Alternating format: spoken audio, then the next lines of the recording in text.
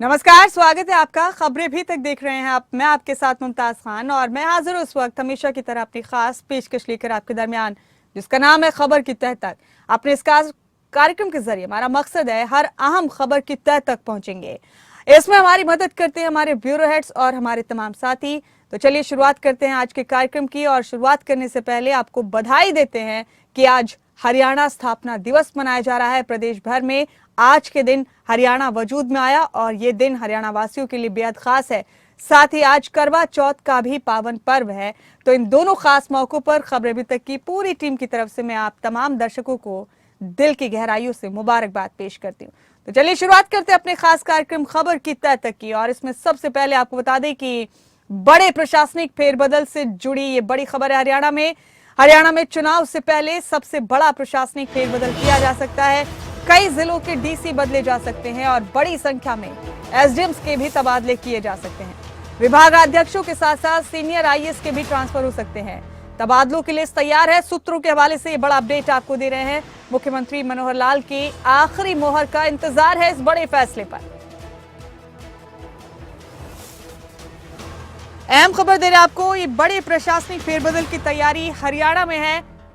चंडीगढ़ से बड़ा अपडेट दे रहे हैं आपको। सूत्रों के हवाले से बड़ी खबर है, चुनाव से पहले बड़ा फेरबदल हरियाणा में किया जा सकता है। मुख्यमंत्री मनोहर लाल के आखिरी मोहर का इंतजार है और उसके बाद इस फैसले को अमल में लिया जाएगा। इसमें बड़ी तादाद में डीसी एसडीएम बदले जा सकते हैं। कई सीनियर आईएएस अधिकारियों के भी तबादले किए जा सकते हैं। तो हरियाणा सरकार की तरफ से ये बड़ा बदलाव किया जा सकता है। चुनाव से पहले प्रशासनिक फेरबदल का खाका भी तैयार हो चुका है। जराये के हवाले से दे रहे खबर आपको, कई जिलों के डीसी बदले जा सकते हैं और काफी संख्या में एसडीएम भी तब्दील किए जा सकते हैं। वहीं कई विभागाध्यक्षों को भी बदला जा सकता है। वरिष्ठ आईएएस अधिकारियों के भी तबादले किए जा सकते हैं। और बड़े फेरबदल में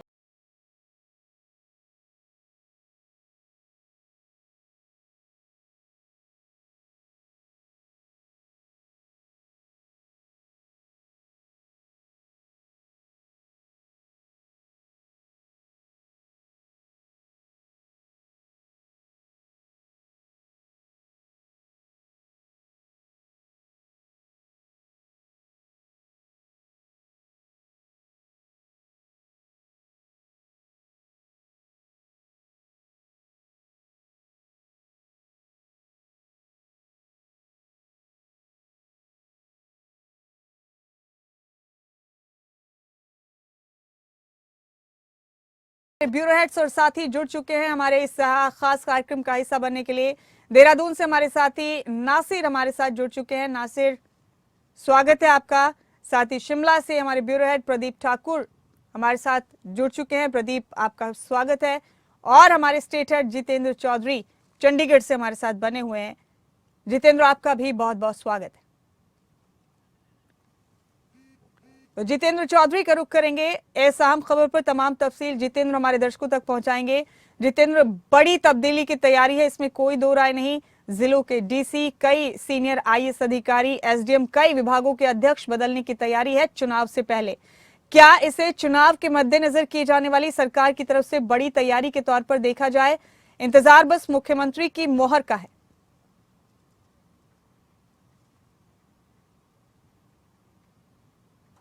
ये बिल्कुल मुमताज, अगर हम बात करें तो एक बड़ा प्रशासनिक फेरबदल जो है वो हरियाणा प्रदेश में होने जा रहा है। और ये खबर हरियाणा की अफसरशाही से जुड़ी हुई है, जिसमें आईएएस, वरिष्ठ आईएएस और एचसीएस के जो तबादले हैं वो देखने के लिए मिलेंगे। बड़े स्तर पर ये जो तबादले हैं वो देखने के लिए मिल सकते हैं। साथ ही साथ अगर हम बात करें, ये जो लिस्ट है वो सीपीएस-सीएम यानी राजेश खुल्लर को जब पुनर्नियुक्ति दी गई थी, उनकी तरफ से ये लिस्ट जो है वो तैयार की गई है। मुख्यमंत्री के विश्वास पात्र जो अधिकारी है उनमें गिनती होती है राजेश खुल्लर की, और उनकी तरफ से ये पूरी जो लिस्ट है वो तैयार कर ली गई है। और ये भी जानकारी सूत्रों से मिल रही है कि लंबे समय तक अब ये जो नियुक्ति है वो रहने वाली है, या फिर कहीं के जो ट्रांसफर पोस्टिंग के जो ऑर्डर है वो लंबे समय तक अब जो के तो बने रहेंगे, क्योंकि एक पूरी टीम जो है वो राजेश खुल्लर की तरफ से तैयार की गई है। उन्हें बड़ा प्रशासनिक जो अनुभव उनके पास है, उस अनुभव को ध्यान में रखते हुए ये पूरी लिस्ट तैयार हुई है, जिसे मुख्यमंत्री के समक्ष भी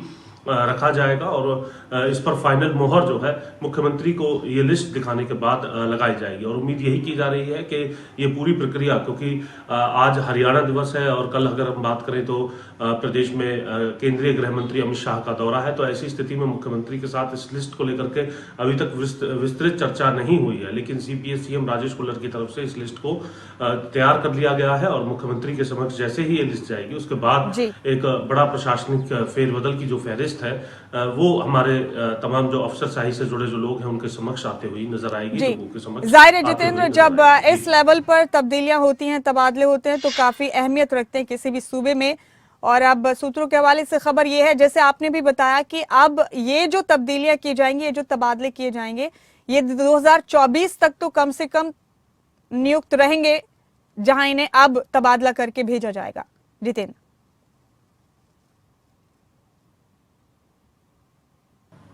देखिए बिल्कुल, क्योंकि तबादले का जो रूटीन है, जो शेड्यूल है, वो ऐसा नहीं है कि समय समय पर जो है या फिर कुछ समय के अंतराल के अंदर ही बदलता रहे। आगे अगर हम बात करें हरियाणा के अंदर जो है आम चुनाव तो पूरे देश के अंदर है ही, तो उससे पहले भी जो ट्रांसफर पोस्टिंग्स हैं उन पर रोक जो है वो लग जाती है। इसके अलावा हरियाणा का भी जो चुनाव है वो अगले साल अक्टूबर माह के अंदर जो है सरकार बनाने को लेकर लंबित रहने वाला है। तो ये कहा जा सकता है कि उससे पहले जो आचार संहिता लगती है, जो तमाम पाबंदियां लगती हैं, तो उसे देखते हुए ये साफ तौर से कहा जा सकता है कि ये टीम जो है वो चुनाव तक इसी प्रकार से रहने वाली है और इसकी एक पूरी फहरिस्त सीपीएस सीएम राजेश कुल्लर की तरफ से तैयार कर ली गई है। हालांकि 1 महीने के करीब हो चुका है जब राजेश कुल्लर को इस पद पर पुनर्नियुक्ति दी गई थी, लेकिन अभी जो अपनी टीम है, जो पूरा खाका है, जो ट्रांसफर पोस्टिंग्स को लेकर के उन्होंने तैयार किया है, चाहे वो आईएएस जो है जिलों के अंदर बात की जाए या फिर सचिवालय के अंदर बात की जाए, तमाम जगह जो है कुछ तब्दीलियां इस प्रकार की देखने के लिए मिलेंगी और इसे एक बड़े प्रशासनिक फेरबदल के तौर पर माना जाएगा। ठीक है जितेंद्र, आप बने रहिए हमारे साथ, अगली अहम खबर का रुख करेंगे और फिर वापसी करेंगे आपके पास।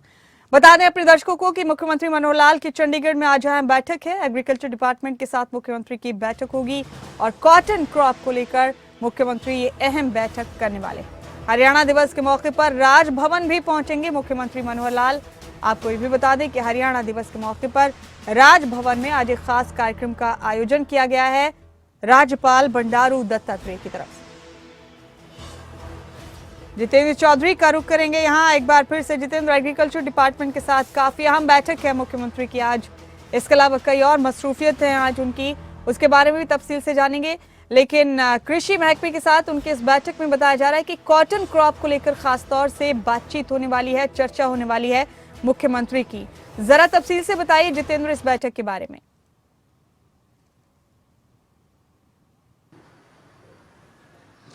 देखिए बिल्कुल, ये जो खबर है इसमें हम मुख्यमंत्री आज चंडीगढ़ के अंदर रहने वाले हैं। सबसे पहले ये जानकारी तमाम दर्शकों को बता रहे हैं और चंडीगढ़ में एग्रीकल्चर डिपार्टमेंट के साथ कॉटन क्रॉप को लेकर के एक बैठक मुख्यमंत्री मनोहर लाल की तरफ से की जाएगी, जिसमें तमाम जो विषय हैं वो अधिकारियों के साथ चर्चा में लाए जाएंगे। इसी के साथ साथ आज हरियाणा दिवस है और हरियाणा दिवस के मौके पर राज्यपाल बंडारू दत्तात्रेय की तरफ से एक कार्यक्रम का आयोजन राजभवन चंडीगढ़ के अंदर किया गया है। इस कार्यक्रम में मुख्यमंत्री मनोहर लाल भी पहुंचेंगे, साथ ही सत्ता पक्ष और विपक्ष के तमाम विधायकों को भी इसमें निमंत्रण दिया जाता है और अधिकारी, जो वरिष्ठ अधिकारी है, वे भी इस मौके पर पहुंचते हुए नजर आते हैं। सांस्कृतिक कार्यक्रम जो हैं इस मौके पर आयोजित किए जाते हैं, हरियाणा की संस्कृति से जुड़े हुए जो कार्यक्रम हैं वो आयोजित किए जाते हैं, ताकि जो तमाम जो अफसरशाही है, जो नेता है, विधायक है, वे भी हरियाणा की संस्कृति जो है किस तरीके से अभी तक संजोई हुई है हरियाणा ने और क्या कुछ उसकी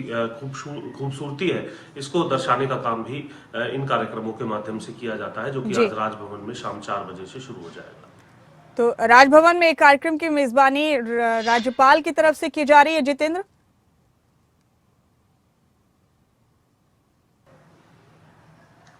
देखिए बिल्कुल, क्योंकि राजभवन के अंदर ये कार्यक्रम का आयोजन जो है वो किया गया है और हरियाणा दिवस का मौका है। ऐसी स्थिति में इसमें जो पूरा आयोजन है उसे राज्यपाल बंडारू दत्तात्रेय की तरफ से किया गया है, राजभवन की तरफ से किया गया है और तमाम जो नेता है, अधिकारी है, वे भी यहाँ पर पहुंचते हुए नजर आएंगे, चाहे वो सत्ता पक्ष के हो या विपक्ष के हो। जी ठीक है जितेंद्र, आप बने रहे हमारे साथ।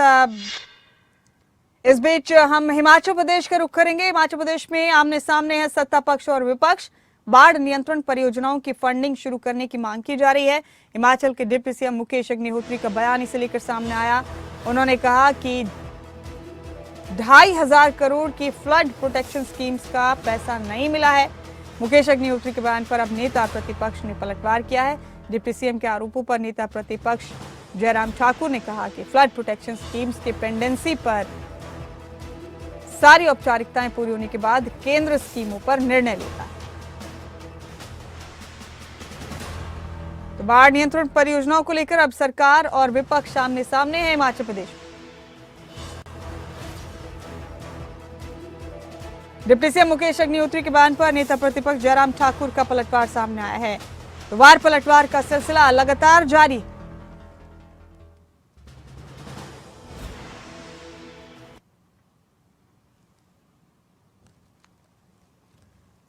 तो देखिए, बाढ़ नियंत्रण परियोजनाओं को लेकर आमने सामने है सत्ता पक्ष और विपक्ष।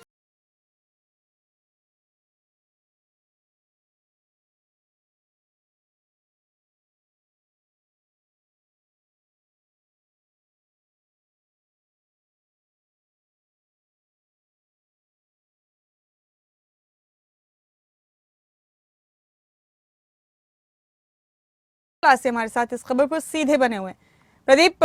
आजकल आए दिन सत्ता पक्ष और विपक्ष के बीच किसी न किसी बात को लेकर इल्जाम तराशियों का दौर लगातार जारी है। अब बाढ़ प्रोटेक्शन फंड को लेकर दोनों आमने सामने हैं। तफसील से बताइए, पूरी खबर क्या है प्रदीप?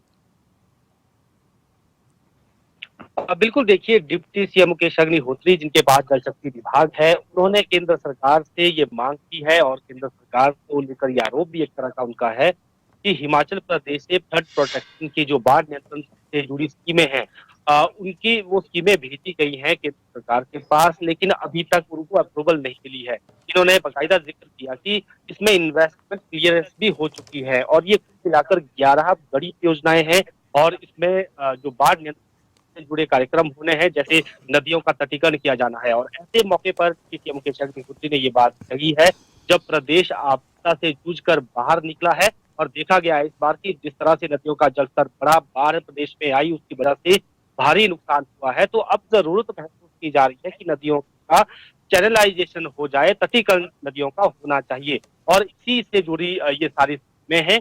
और इसमें इनका जिक्र है कि जो 11 परियोजना है उसमें 2500 करोड़ रुपए से ज्यादा का बजट जो है वो केंद्र सरकार ने देना है और इसमें हमने जो इन्वेस्टमेंट क्लियरेंस की है इसके लिए जरूरी वो भी कंप्लीट कर दी है। तो ऐसे में एक तो बाढ़ नियंत्रण से जुड़ा कार्यक्रम है, परियोजनाएं हैं ये, और दूसरा सिंचाई से जुड़ी परियोजनाएं हिमाचल प्रदेश में है, उनको भी अप्रूवल को लेकर इनका कहना है कि अभी भी केंद्र के पास ये पेंडिंग पड़ी है।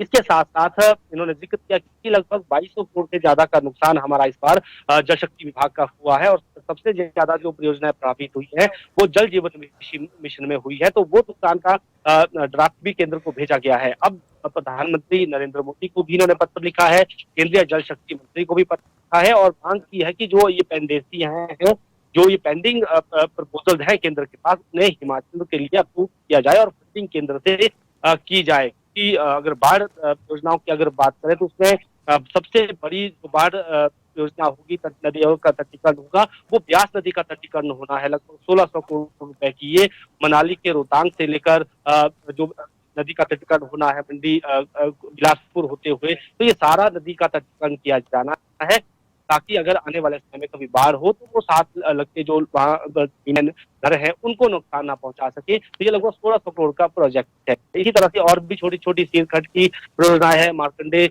नदी की परियोजनाएं हैं, ऐसी बड़ी परियोजना है और हर जिले में इस तरह की कोई ना कोई परियोजना है जिस नदी के तटीकरण की जरूरत है। लेकिन इन आरोपों पर दूसरी तरफ नेता प्रतिपक्ष जयराम ठाकुर का पलटवार हुआ है। उन्होंने कहा कि जो औपचारिकताएं हैं वो सारी पूरी होनी चाहिए। हालांकि मुझे नहीं पता कि वक्त ये प्रोजेक्ट किस स्टेज पर हैं, लेकिन हर बात पर केंद्र सरकार को कोसना राज्य सरकार बंद करें। डिप्टी सीएम मुकेश अग्निहोत्री बार बार केंद्र के ऊपर आरोप लगाते हैं, लेकिन जो आपके स्तर पर फॉर्मेलिटीज हैं, जो टेक्निकल फॉर्मेलिटीज है, अगर वो कंप्लीट है तो केंद्र सरकार उन पर विचार करती है और केंद्र सरकार उसको फंडिंग देती है। हिमाचल को लेकर कभी भी केंद्र सरकार की ना नहीं रही है कि हिमाचल को प्रधानमंत्री अपना घर जैसा मानते हैं। ये यहाँ पर नेता प्रतिपक्ष की तरफ से कहा गया है। जी। लेकिन इतना दूर है, हमने देखा वाटर सेस के मामले में भी केंद्र और राज्य सरकार के बीच में ठन गई है, तनातनी इस वक्त है। केंद्र पत्र लिख रहा है, राज्य सरकार कह रही है कि हम इस पत्र को नहीं मानते हैं, हम केंद्र के सुझाव को नहीं मांगेंगे। अब एक आग्रह किया गया है फिर से इन प्रोजेक्ट की पेंडेंसी को लेकर। तो कहीं ना कहीं अब लोकसभा चुनाव की तैयारियां इस तरह से राजनीतिक दल कर रहे हैं, राजनेता कर रहे हैं कि किस तरह से अपनी बात को लोगों के बीच कहना है, क्योंकि अमूमन देखा जाता है कि केंद्र और राज्य के बीच में जब अपोजिट सरकारें हो, केंद्र में इस वक्त के बीजेपी की सरकार है, हिमाचल में इस वक्त कांग्रेस की सरकार है, तो ऐसे में कहीं ना कहीं दल है वो विरोधी दल है और ऐसे में आरोप लगना संभवतः कह सकते हैं कि ये आने वाले दिनों में और ज्यादा देखा जा सकता है। ठीक है प्रदीप, आपका बहुत बहुत शुक्रिया इस अहम जानकारी के लिए। प्रदीप, इस बातचीत के लिए बहुत शुक्रिया। इस बीच आगे बढ़े, हम आपको सुनवाते हैं कि सरकार और विपक्ष के बीच किस तरह से तकरार हो रही है इस पूरे मामले को लेकर। डिप्टी सीएम मुकेश अग्निहोत्री ने क्या कहा और फिर उसके बाद नेता प्रतिपक्ष जयराम ठाकुर ने कैसे पलटवार किया, आइए सुनते हैं। हुआ है उसके चलते जो है, जो हमारे फ्लड के प्रोजेक्ट्स हैं जिनकी की इन्वेस्टमेंट क्लियरेंस हो रखी है, वो प्रोजेक्ट्स 2500 करोड़ से ज़्यादा के हैं, वो हमारे क्लियर कराए जाएं। दूसरा, जो सबसे बड़े नुकसान हुआ है कुल्लू में ब्यास नदी के आसपास, और वो भी लगभग 1600-1650 करोड़ रुपए का प्रोजेक्ट है। तो हम चाहते हैं कि केंद्र सरकार इतने बड़ी त्रासदी के बाद जो है उस प्रोजेक्ट को भी जो है अविलंब सैंक्शन करे। कुल्लू के ब्यास की चैनलाइजेशन और ख़ास तौर पे जो उसकी आबादियों के आसपास का इलाका है, कुल्लू मंडी वगैरह, तो एक हम वो चाहते हैं। दूसरा, 11 प्रोजेक्ट हमारे फ्लड के वहाँ पे पेंडिंग है, उसका है। थर्डली जो है, हमारा 2200 करोड़ रुपए का नुकसान हुआ है इस दौरान, और 600 करोड़ रुपए का हमारा जल जीवन मिशन जो चल रहा है प्रेजेंट, उसी का नुकसान हो गया। जो नई स्कीमें बन रही थी उसका नुकसान हुआ।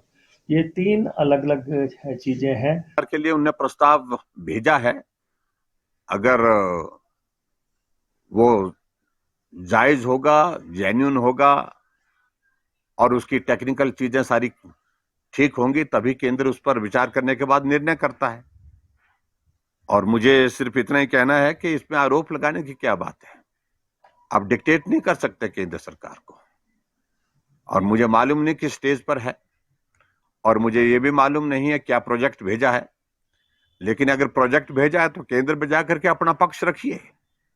और नरेंद्र मोदी जी की सरकार हमेशा हिमाचल प्रदेश के लिए मदद करती रही है, और मदद निश्चित रूप से होगी, चाहे वो प्रोजेक्ट भेजा है उसके संदर्भ में है, चाहे वो और विकास के लिए हिमाचल प्रदेश को जरूरत होगी। लेकिन ये सही तरीका नहीं है कि हर बात पर आप केंद्र सरकार को गाली देते रहें, केंद्र सरकार के खिलाफ बोलते रहे। और आगे बढ़ते हुए उत्तराखंड से लेंगे अहम खबर। उत्तराखंड में निवेश के लिए खूब मेहनत कर रहे मुख्यमंत्री पुष्कर सिंह धामी। आज गुजरात के अहमदाबाद में मेगा रोड शो करेंगे मुख्यमंत्री धामी के नेतृत्व में रोड शो होगा। कैबिनेट मंत्री प्रेमचंद अग्रवाल भी उनके साथ मौजूद रहेंगे।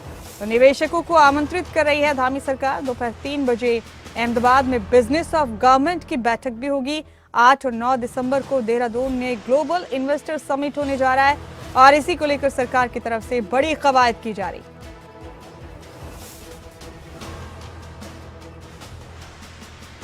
अहम खबर दे रहे हैं आपको उत्तराखंड के हवाले से। आज अहमदाबाद में रोड शो करेंगे सीएम पुष्कर सिंह धामी। दोपहर 3 बजे का वक्त रखा गया है, जबकि अहमदाबाद में रोड शो किया जाएगा। उनके साथ कैबिनेट मिनिस्टर प्रेमचंद अग्रवाल भी शामिल होंगे इस रोड शो में। तो आज गुजरात के अहमदाबाद में है मेगा रोड शो।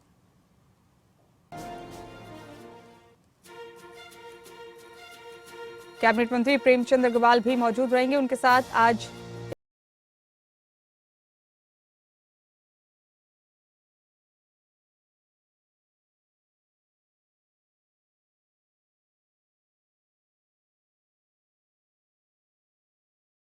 की बैठक भी होगी। 8 और 9 दिसंबर को देहरादून में ग्लोबल इन्वेस्टर समिट होगा। और हमारे साथी नासिर हुसैन देहरादून से हमारे साथ सीधे जुड़े इस खबर पर, उनका रुख करेंगे। नासिर, सीएम पुष्कर सिंह धामी पिछले काफी वक्त से इस बड़ी कवायद में गंभीरता से जुटे हैं कि कैसे इन्वेस्टर्स को लुभाया जाए उत्तराखंड में आने के लिए। 8 और 9 दिसंबर को है ग्लोबल इन्वेस्टर समिट। उसको लेकर कई दौरे विदेश के कर चुके हैं सीएम धामी और अब देश में ही उनके रोड शोज का सिलसिला जारी है। इन्वेस्टर्स को इनवाइट करने के लिए भरपूर कोशिश में लगे हुए हैं सीएम धामी और उनकी पूरी की पूरी सरकार। आज अहमदाबाद में है उनका मेगा रोड शो। जरा तफसील से बताइए आज के शेड्यूल के बारे में नासिर। आज 8 और 9 दिसंबर को उत्तराखंड में इन्वेस्टर समिट होनी है, जिसको लेकर के लगातार सरकार तैयारियां कर रही है। खुद मुख्यमंत्री कई जगहों पर जा चुके हैं। पहले विदेशों के दौरे पे थे, ब्रिटेन और दुबई गए। उसके बाद अब वो उत्तराखंड के अलावा तमाम जो राज्य हैं वहां पर उत्तराखंड में आने के लिए तमाम जो राज्य के जो औद्योगिक घराने हैं उनको निमंत्रण देने के लिए अलग अलग राज्यों में जा रहे हैं और उनसे कह रहे हैं कि वो उत्तराखंड आए और उत्तराखंड की खूबसूरती के साथ साथ यहाँ का जो औद्योगिक निवेश है उस पर निवेश करें, ताकि यहाँ के लोगों को रोजगार मिल सके और उनको इससे काफी फायदा मिल सके। अलग अलग राज्यों में वो जा रहे हैं। कुछ दिनों पहले वो कर्नाटका और बेंगलुरु तमाम राज्यों में गए थे, उन जगहों पर गए थे। उसके बाद कल उत्तर प्रदेश में मुख्यमंत्री पुष्कर सिंह धामी ने मुख्यमंत्री योगी आदित्यनाथ से मुलाकात की और उनसे को भी निमंत्रण दिया और साथ ही साथ उनको ग्लोबल इन्वेस्टर समिट में आने के लिए और साथ ही साथ वहाँ के जो औद्योगिक घराने उनको ग्लोबल इन्वेस्टर समिट में आने के लिए निमंत्रण दिया। आज कल देर शाम मुख्यमंत्री पुष्कर सिंह धामी अहमदाबाद पहुंचे थे, जहाँ उनका भव्य स्वागत किया गया। आज अहमदाबाद में एक मेगा रोड शो होना है जिसमें मुख्यमंत्री पुष्कर सिंह धामी शामिल होंगे। इसके अलावा आज 3 बजे बहुत महत्वपूर्ण बैठक भी रखी गई है जिसमें मुख्यमंत्री पुष्कर सिंह धामी शामिल होंगे और गुजरात के तमाम जो औद्योगिक घराने हैं उनसे बातचीत करेंगे और उन्हें निमंत्रण देंगे कि वो 8 और 9 दिसंबर को उत्तराखंड आए और उत्तराखंड आने के बाद वो यहाँ की नैसर्गिक सुंदरता उसको देखे। यहाँ पर नासिर आपका बहुत शुक्रिया इस जानकारी के लिए और इस बातचीत के लिए। बहुत बहुत शुक्रिया आपका नासिर। इस बीच चंडीगढ़ से अहम खबर का रुख करेंगे हम। हरियाणा हायर एजुकेशन काउंसिल के चेयरमैन की जल्द नियुक्ति की जाएगी। काउंसिल के चेयरमैन की नियुक्ति के लिए आज सिलेक्शन कमेटी की बैठक होगी। मुख्यमंत्री मनोहर लाल की अध्यक्षता में बैठक होगी और शाम 5 बजे हरियाणा निवास में इस बैठक के आयोजन का वक्त रखा गया। अहम खबर दे रहे हैं आपको, मुख्यमंत्री मनोहर लाल की अध्यक्षता में बैठक होगी। आज शाम 5 बजे का वक्त रखा गया है, जबकि हरियाणा निवास में ये बैठक होगी। हायर एजुकेशन काउंसिल के चेयरमैन की जल्द नियुक्ति हो जाएगी। पूरी जानकारी दे रहे हैं आपको। काउंसिल के चेयरमैन की नियुक्ति के लिए आज सिलेक्शन कमेटी की बैठक होने वाली है। मुख्यमंत्री मनोहर लाल की अध्यक्षता में सिलेक्शन कमेटी की बैठक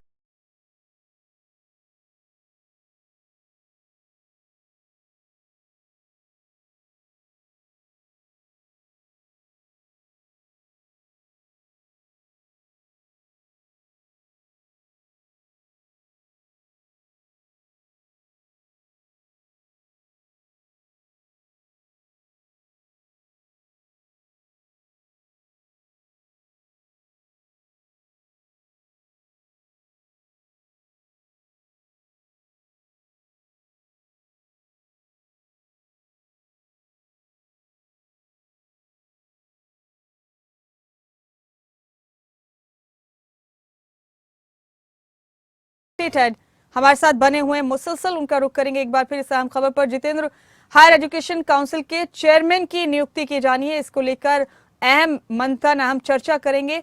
मुख्यमंत्री की अध्यक्षता में बैठक शाम 5 बजे आयोजित की जा रही है। नियुक्ति के लिए इस पर गौर ख्वास किया जाएगा। क्या है इस खबर के मायने, जितेंद्र जरा तफसील से बताइए।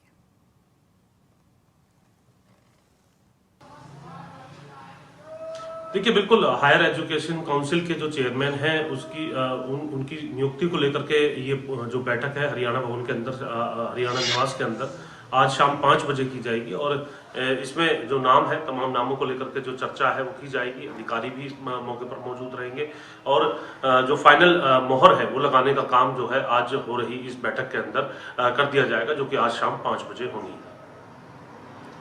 शुक्रिया जितेंद्र आपका इस जानकारी के लिए, बहुत बहुत शुक्रिया। आज जितेंद्र एक और खबर पे रुक करेंगे आपका, बने रहे हमारे साथ। दिल्ली में आज से BS3 और BS4 डीजल बसों की एंट्री पर बैन है। वायु की गुणवत्ता प्रबंधन आयोग ने फैसला लिया है। आदेश का असर हरियाणा, दिल्ली, यूपी और राजस्थान के कई शहरों पर दिख सकता है। निजी और सरकारी दोनों बसों पर ये नियम लागू होते हैं। जितेंद्र चौधरी हमारे स्टेट हेड बने हुए लगातार हमारे साथ। जितेंद्र, बड़ा फैसला लिया गया है, एयर क्वालिटी इंडेक्स बेहद खराब हो चुका है दिल्ली और आसपास के इलाकों में, इसीलिए BS3 और BS4 डीजल इंजन बसों पर रोक का ये फैसला है। कैसे समझेंगे इस खबर को? किन किन लोगों पर, किन किन राज्यों में इसका असर पड़ सकता है?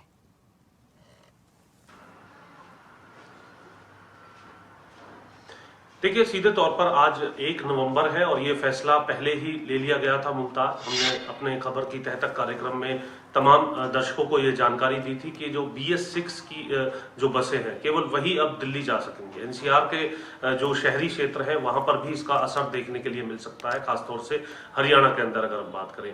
हरियाणा हो, उत्तर प्रदेश हो, राजस्थान हो, जहां से लगातार दिल्ली की ओर जो बसें जाती हैं, अब BS4 की जो बसें हैं, यानी अभी तक जो पुरानी बसें चलती थी वो BS4 की बसें थी।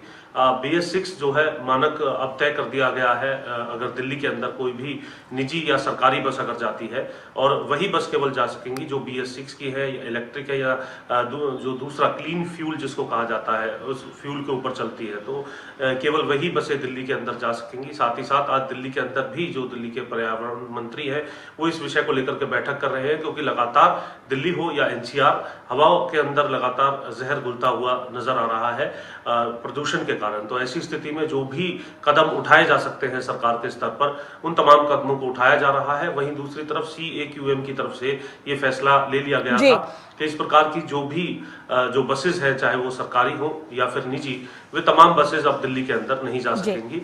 अब नई जो बसें हैं, केवल हरियाणा सरकार की तरफ से भी नई बसों का बेड़ा जो है, BS6 की बसें जो है उनका बेड़ा शामिल किया गया है। केवल वही बसें अब दिल्ली NCR के अंदर जा सकेंगी जो कि BS6 या फिर क्लीन फ्यूल पर चलती है। जितेंद्र, ठीक कहा आपने। दिल्ली इन दिनों पॉल्यूशन से जबरदस्त अंदाज में जूझ रही है, एयर क्वालिटी इंडेक्स बेहद खराब हो चुका है, ऐसे में बड़ा फैसला लिया गया है। क्या कहें जितेंद्र अब इससे ज्यादा कि चेहरे पर सारे शहर के गर्दे मलाल है, जो हाल दिल का है वही दिल्ली का हाल है। बहुत शुक्रिया आपका एहसान खबर पर तमाम जानकारी के लिए।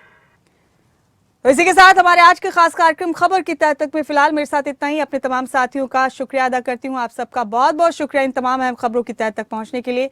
फिलहाल इस कार्यक्रम में इतना ही, लेकिन तमाम अहम खबरों के लिए आप बने रहें खबरें अभी तक के साथ।